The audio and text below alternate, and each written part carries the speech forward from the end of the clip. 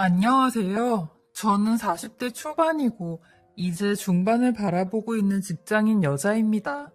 제가 결혼하고 나서 엄청난 일을 겪고 이렇게 글을 씁니다. 저희 부부는 지극히 평범한 부부예요. 보통의 사람들처럼 평범한 직업을 갖고 있고 딱 월급쟁이로 적당한 월급을 받고 있어요. 집안 형편도 서로 비슷해서 결혼할 때 큰 문제 없이 결혼했습니다. 다만 남편의 집안 환경이 저랑 조금 다른데요. 남편은 외동이고 평생을 시아버지랑 둘이 살았어요. 왜냐면 시어머니께서 남편이랑 시아버님을 버리고 도망을 가셨대요. 가난하고 구질구질한 삶이 싫다면서요. 시부모님이 남편을 18살에 어린 나이로 낳으셨는데 남편 얘기를 들어보면 본인 엄마는 평생을 엄마 역할을 한 적이 없대요. 허구한 날 밖에서 사고만 치고 어린 저희 남편이 있는데도 집으로 낯선 아저씨들이 데리고 왔대요. 그러니 시아버님과도 매일같이 싸우신 거죠. 그 전에도 몇 번이나 도망을 가셨다가 돈이 떨어지면 다시 돌아오시고 했었다는데 남편 나이 15살 때 영영 도망을 가셔서 이때까지 안 돌아오셨죠. 시아버님은 시어머니께서 언젠간 돌아오실 거라는 생각으로 이혼도 안 하고 계셨나 봐요. 그리고 등본을 떼보면 시어머니도 재혼을 안 하셨는지 여태 시아버님 밑에 계셨죠. 그러니 저는 아예 시어머니 얼굴을 몰라요. 남편도 본인 엄마 진절머리 난다며 찾을 생각도 안 했고요. 그리고 저는 결혼해서 시아버님과 함께 살았어요. 없는 살림에도 화목하고 행복하긴 했어요. 시아버님이 워낙 정이 많으셔서 잘해주셨거든요. 근데 제가 결혼하고 나서 딱 10년 되었을 때 시아버님께서 폐암에 걸리셨어요. 시아버님께서 선천적으로 폐가 안 좋으셨고 시아버님의 아버지도 폐암으로 돌아가셨기에 그걸 아시고 젊으셨을 때부터 보험을 몇 개나 들어주셨더라고요. 하지만 결국 암에 걸리시게 된 거죠. 폐암은 통증이 없기에 이미 병원을 찾아갔을 때 손을 쓸 수 없는 상황까지 오게 되었습니다. 시아버님은 집에서 계시다가 나중엔 병원에서 계속 계셨는데 시아버님이 병원 신세를 지시니 저희 부부도 하루하루가 피가 말라갔어요. 그러다 새벽에 병원 연락을 받게 되었는데 시아버님께서 위독하시는 연락이었습니다. 남편도 얼굴이 사색이 되어 몸을 파르르 떠는데 이런 상태로 운전을 하면 큰일 날 것 같아 택시를 불러 곧장 병원으로 향했습니다. 병원에 가면서도 손발이 얼마나 떨리던지 죽겠더라고요. 그렇게 막 가고 있는데 갑자기 남편의 핸드폰이 울려댔고 아닐 거야 하는 마음으로 전화를 받았습니다. 하지만 그 전화는 그토록 듣기 싫었던 시아버님의 사망 소식이었습니다. 폐암이었던 시아버님은 급성 폐렴으로 사망을 하시게 되었고 예기치 못한 폐렴으로 저희는 시아버님의 임종을 지키지 못했어요. 저도 마음이 너무 아픈데 남편은 오죽했을까요? 평생을 둘이서만 서로 의지하면서 살았는데 남편이 정말 많이 힘들어 하더라고요. 감히 제가 그 마음을 헤아릴 수 없었습니다. 그렇게 병원 장례식장에서 시아버님의 장례를 치렀어요. 오전에 빈소를 마련하니 조문객들이 없다가 저녁이 되니 조문객들이 오시기 시작하셨죠. 외동인 저희 남편과 제가 상주였기에 바빴어요. 그렇게 한창 조문객들을 맞이하고 있었는데 갑자기 저희 남편이 어떤 여자분을 보자마자 소리를 지르는 겁니다. 저도 너무 깜짝 놀랐어요. 당신, 지금 여기가 어디라고? 당신 발로 여길 찾아와? 얼굴에 철면피를 깔아도 유분수지. 우리 아버지 볼 면목이 있다고 여길 찾아와?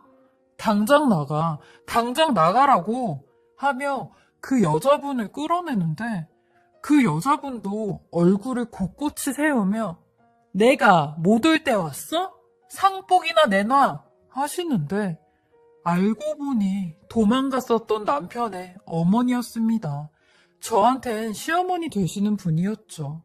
이때 남편의 나이가 45살이었는데 딱 30년 만에 시아버지 장례식장에 나타나신 겁니다.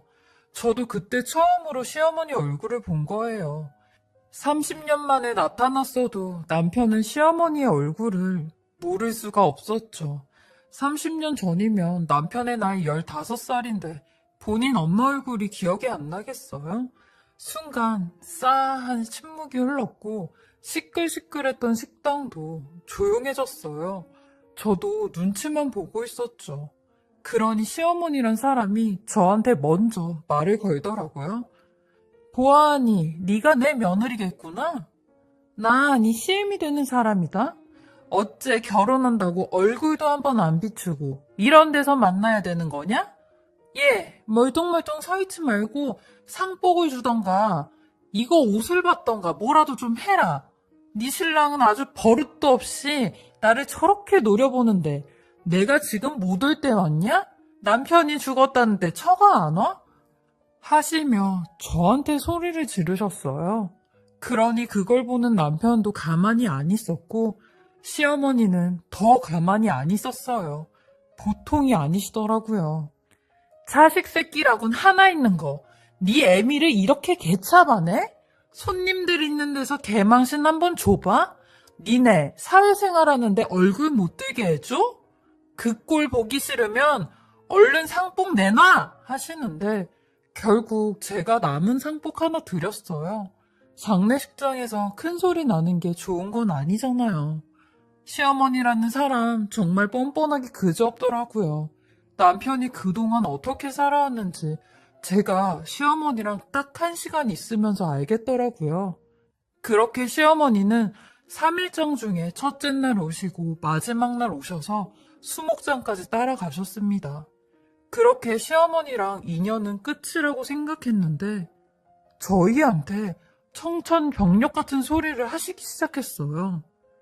사실 니네한테 말 안 한 게 하나 있는데 나 네 아버지 암 걸린 거 알고 있었단다? 박씨 아저씨한테 들었었어.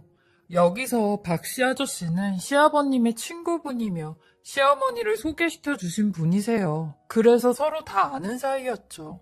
그래서 네 아버지 병원에 있다는 소리 듣고 내가 몇 번이나 병원에 가서 병간호하고 그랬었다? 일부러 너한테는 얘기하지 말라고 내가 네 아버지한테 신신당부한 거고 여기 증거사진도 있으니까 봐라 하시는데 정말로 시아버님이랑 같이 찍은 사진이 대여섯 장 정도 있었어요. 남편도 뭐지? 하는 눈치였죠. 근데 그것도 잠시 시어머니는 그 검은 속내를 드러내기 시작했어요. 그래서 그런데 네 아버지 이름 앞으로 안보험금 몇 개 들어둔 거 나도 다 알고 있다. 내가 그것 좀 알아봤는데 네 아버지랑 나랑 이혼은 안 했잖니? 그래서 나도 상속받을 수 있다고. 나도 상속인이라고 하더라. 그러니까 잔머리 쓰지 말고 안보험금 나오면 내 목 60% 내놔. 법이 그러라고 했으니까 법대로 해야지. 내가 이럴 줄 알았어. 당신 진짜 사람 맞아? 30년 동안 자식 버리고 남편 버리고 도망가 놓고 뭐? 이제 와서 아내라고 보험금을 달라고? 내 아버지 목숨값을 달라고? 당신은 하늘이 무섭지도 않아? 나는 절대 못 줘. 아니, 그 돈을 왜 당신한테 줘야 돼? 이 버러지 같은 인간아. 뭐? 버러지? 하시며 남편의 얼굴을 쳤고 아휴, 내가 이딴 놈 낳고 미역국을 먹었으니 등신이 따로 없네. 네가 돈 못 준다고 발악해도 법이 그렇다는데 법이 주라는데 어쩔 거야? 당신이 언제부터 그렇게 법 따지면서 올바르게 살았어? 자식 남편 다 버리고 왔으면서 우리한테 해준 게 뭐가 있다고 이제 와서 아버지 돈을 탔네? 당신이 그런다고 내가 겁낼 줄 알아? 나도 가만히 안 있지. 나도 소송 걸 거야. 이 무식한 놈아.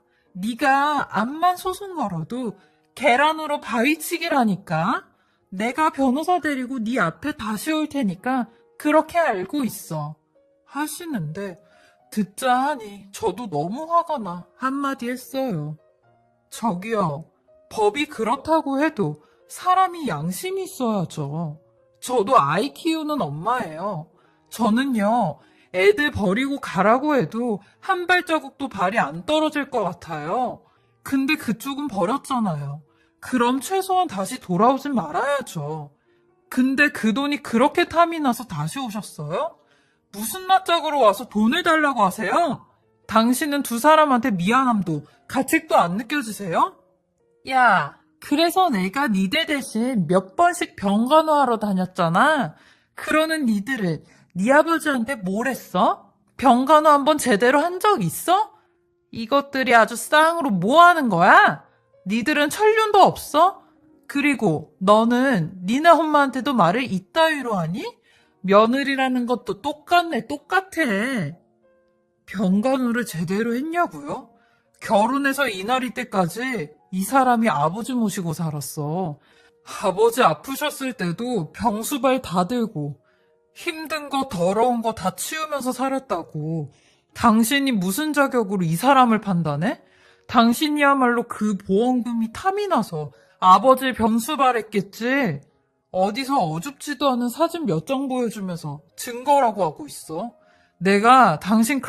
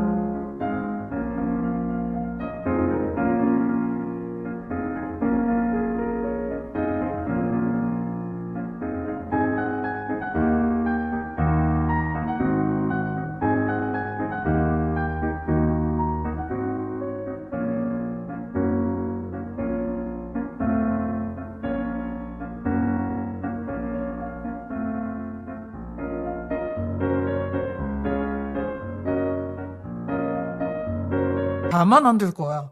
했고, 시어머니도 나도 니네 가만 안 둔다면서 씩씩대고 가셨어요.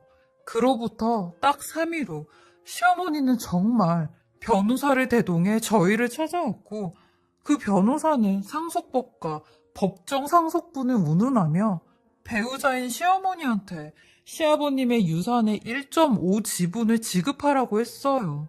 시아버님께서 갖고 계신 유산은 아무것도 없고 암보험금 뿐이니 보험금의 60%를 시어머니한테 줘야 되는 상황이었고 저희가 법적으로 할 수 있는 게 아무것도 없었습니다.